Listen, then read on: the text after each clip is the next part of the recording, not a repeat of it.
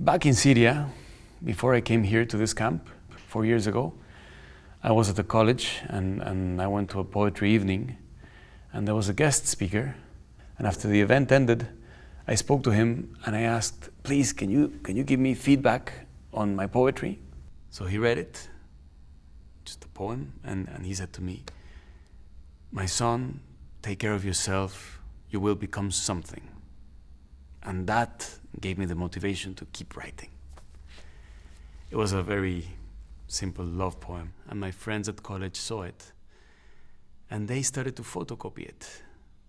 We had a research paper one time, and one of my friends who wanted to play a prank, instead of presenting his research, he gave the professor my poem. And the professor, she started to read it out loud, and she started to laugh, reading and laughing, and when she reached the end, she saw my name and she said, is that you? I was under the table. And I had a friend, a female friend, yeah. And she said, why is the professor laughing? And she asked for a copy of my poem. Her father was from a very high up family, and I'm like, you know, I'm from a very poor household. So she was talking to me, and she started to be a little bit more interested in me. So I started to write poetry, and we would sit together during the breaks, and I would read to her the poetry aloud. And once she said, I want to ask you a question, but you have to be very honest when you answer this, okay? All this poetry that you've been writing, is it for me? I said, no, but I was not telling the truth because I was writing my poetry for her. I lied to her, yes, because I am realistic. I mean, who am I? I'm nothing, and she's from a very well-off family.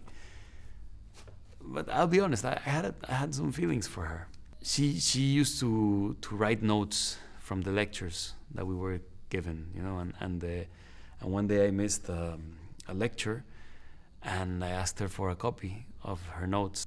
So she brought the lecture to me on an envelope, and I didn't read it right away because we were gonna need it later. So I left the envelope she gave me, and I put it in a drawer. And then the next day she became really cold towards me, and she wouldn't even say hello.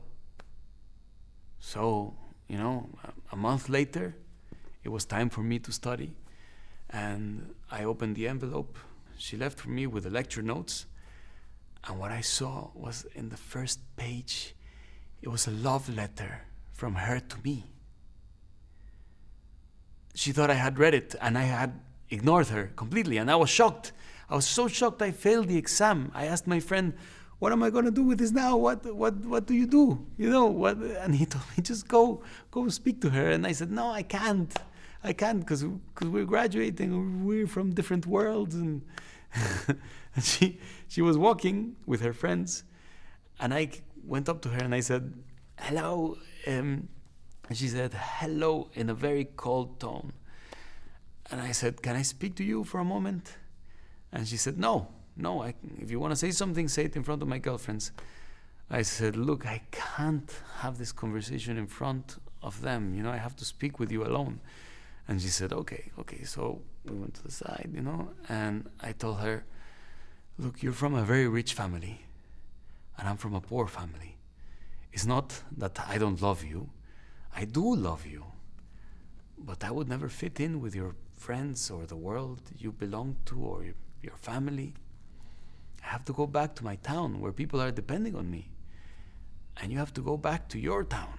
She was about to cry, and I told her I didn't ignore the love letter you sent me. I just didn't see it. And most of the time, I let my mind rule, you know? But sometimes the mind can't function, and it's the heart that takes over. Some things belong to the heart.